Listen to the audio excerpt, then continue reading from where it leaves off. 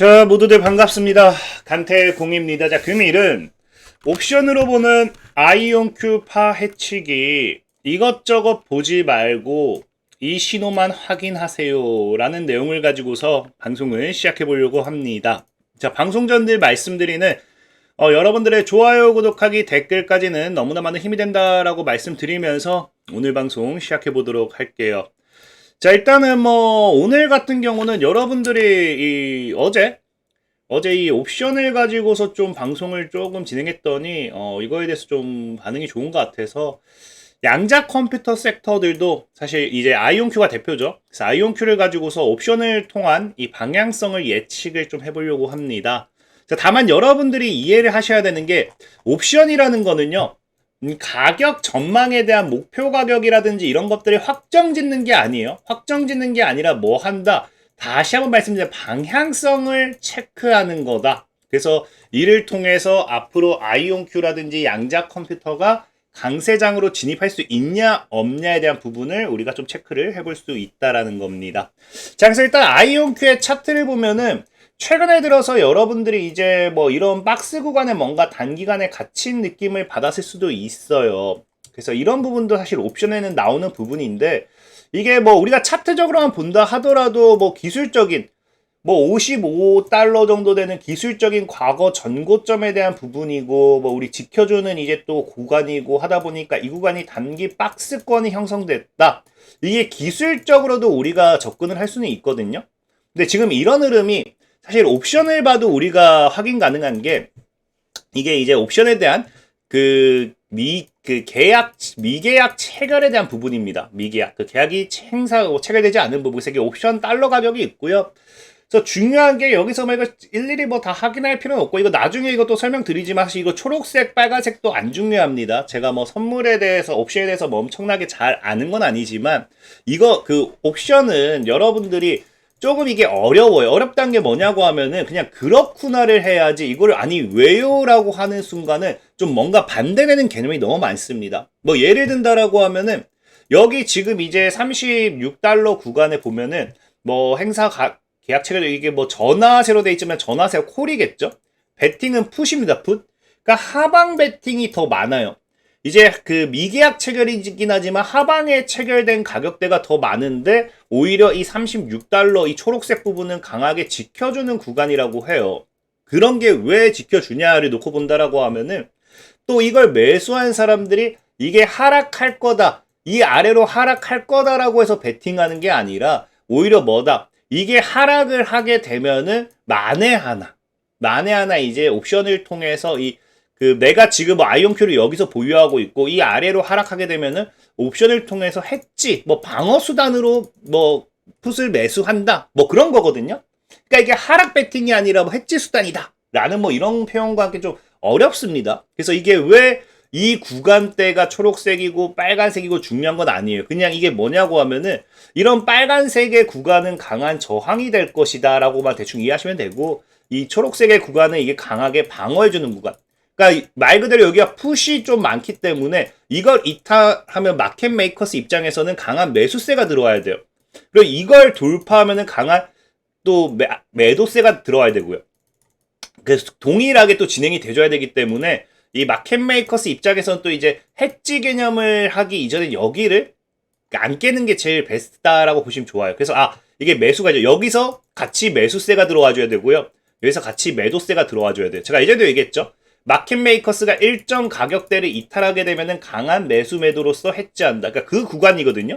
그래서 오히려 이 구간에 오면은 내가 매도가 나가기 전에 그냥 사서 방어하는 그런 느낌이다 보시면 좋아요. 그냥 이해만 하세요. 이해만. 그래서 이게 36과 57 이 사이는 강한 이 구간대로 형성이 되는데, 지금 중요한 게 어쨌든 아이온큐가 현재 최근에는 50달러 근처에서 놀고 있어요. 기준점을 여기 잡아놓고. 그게 뭐냐고 하면 이미 선물에서 나오는 게, 여기서 지금 50달러 쪽에 가장 강한 베팅이, 상방이 되었던 하방이 되었던 이 모든 걸 체결했을 때 가장 강한 베팅이 들어오고 있다는 거예요. 그래서 시장은 50달러를 중심점으로서 잡아두고, 아까 얘기했다시피 마켓 메이커스 입장에서는 이 50달러 사이를 최대한 지키려는 모습으로 간다는 거예요. 중심을 잡아놔야지만 이 중심에 있을 때 마켓 메이커스가 최대한 손실을 피하고 돈을 버는 구조가 되기 때문에. 그래서 이런 부분이 사실 현재 50달러 쪽에서 강하게 베팅되고 있다라고 보시면 좋고요. 자, 그리고 지금 현재 최근에 아이온큐의 흐름을 보면은 현재 이 상승에 대한 부분이라든지 하락에 대한 부분이라든지 이런 것들을 뭐 기대하기는 조금 사실은 어려운 부분이 있다라고 말씀드리고 싶은 게, 일단은 그나마 보면 알겠지만 현재 아이온큐의 주가가 뭐 등락을 하는 데 있어서 지금 콜에 대한 매수세도 빠지고 있다라는 거예요. 풋에 대한 매수세도 빠지고 있다. 이 말은 무슨 말이냐? 현재 시장 자체에 아이온큐라는 주식에 있어서 옵션 시장은 크게 반응하지 않고 있다라는 거예요. 그나마 다행이다라고 한다라고 하면은, 저희도 얘기했지만 이게 현재 풋에 대한 매수 자금. 그러니까 현재 보면은 콜에 대한 매수 자금. 자, 현재 여기서 보이겠지만 오히려 콜이 더 빠졌어요. 그러니까 콜 계약이 더 빠졌다라고 볼 수 있어요. 근데 중요한 거는 이게 지금 콜의 색상이잖아요.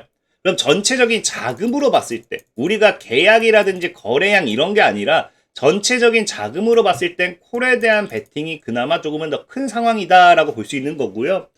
뭐 이게 제가 어제도 말씀드렸지만 여기서 나오는 부분이죠. 최근 여기에 들어서는 오히려 이 매수세가 더 강하게 들어오고 있다.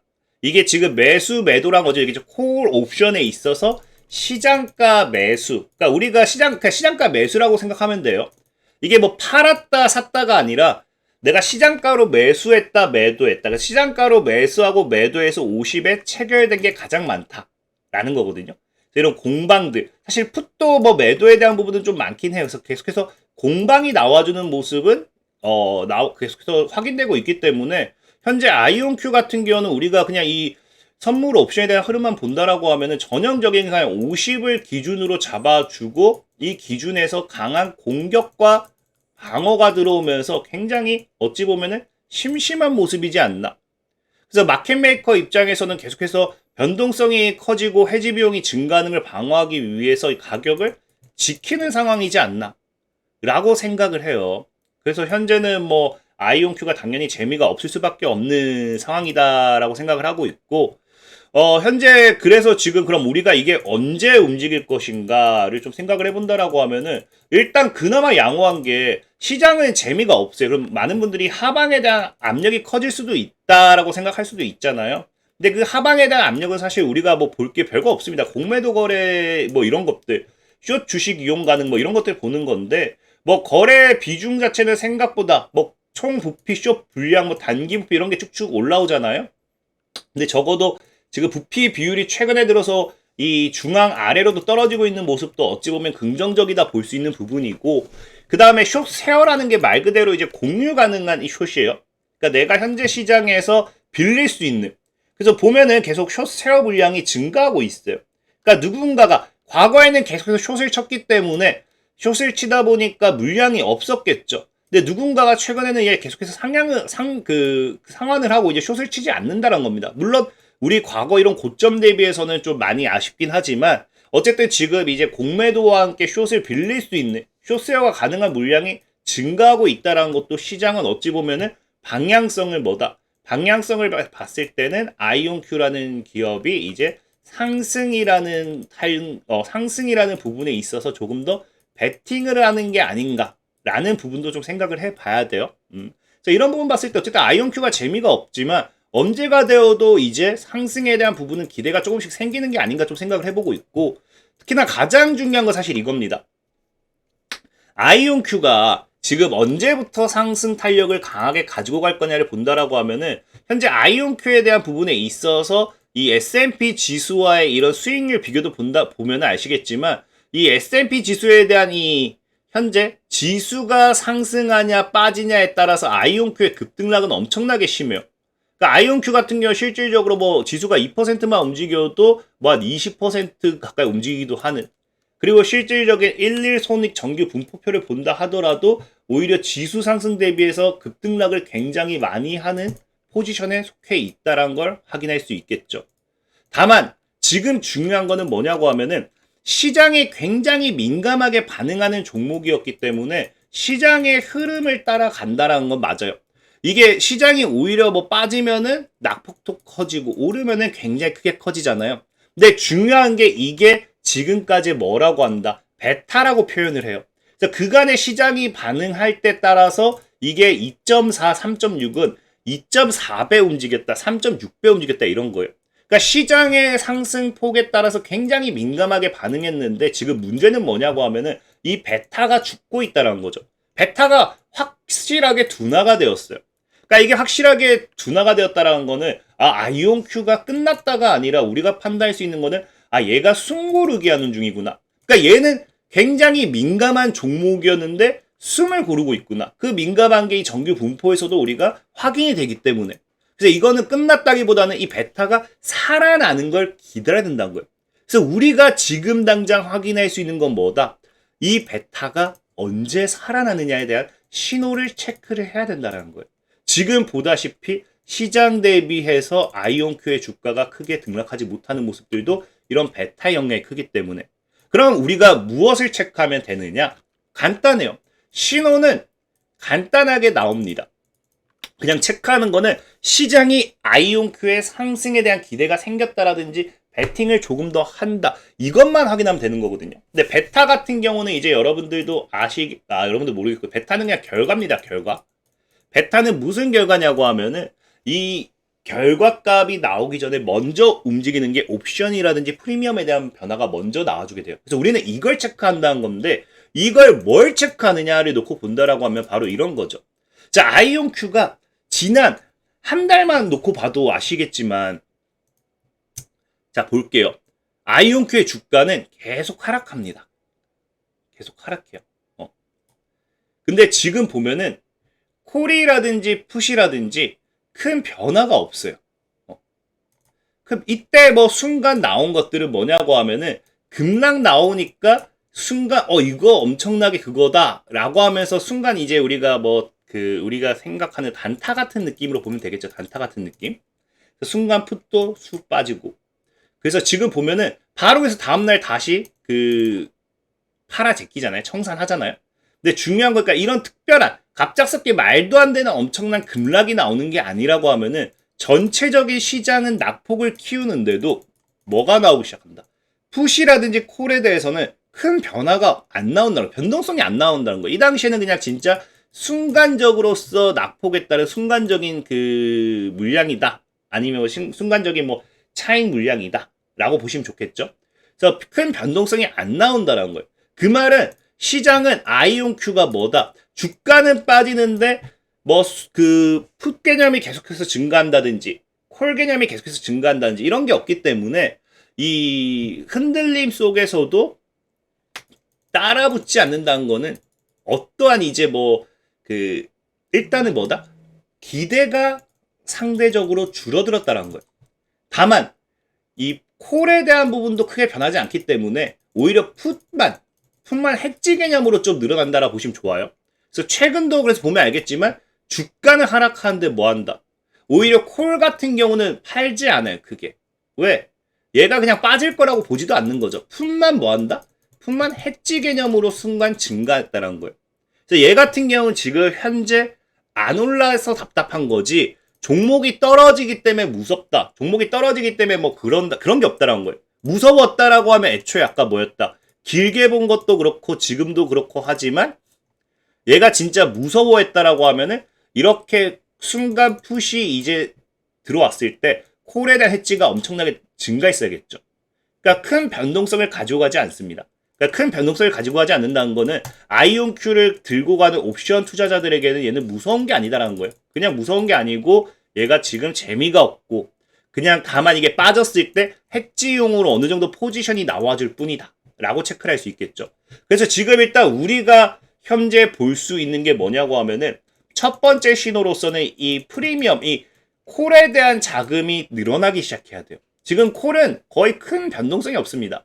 그래서 현재 이제 이 베타가 급격하게 살아나는 신호가 나와주려고 한다고 하면은 콜의 자금이 조금씩 급격하게 증가하는지 그런 부분을 좀 확인해 줄 필요가 있다라는 거고요.